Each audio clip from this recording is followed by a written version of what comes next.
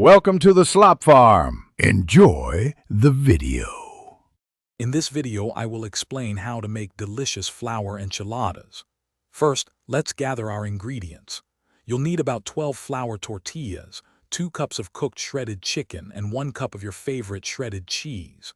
Don't forget 15 ounces of enchilada sauce, 1/2 cup of chicken broth, and some oil, onion, and garlic for the filling. Having everything ready makes the process smooth and enjoyable.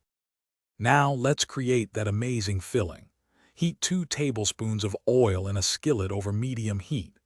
Add 1/4 cup of chopped onion and 2 cloves of minced garlic, cooking until they're fragrant. Stir in your 2 cups of shredded chicken and 1/2 cup of chicken broth. Season with salt and pepper, then let it simmer for about 5 minutes. This step ensures your filling is flavorful and moist. It's time for the fun part, assembly. Preheat your oven to 375 degrees Fahrenheit. Spread a thin layer of enchilada sauce on the bottom of a 9x 13-inch baking dish. Take each flour tortilla, add about 1/4 cup of your chicken filling, and a generous sprinkle of cheese. Roll them up tightly and place them seam side down in the dish. Repeat until all your tortillas are filled. Almost there.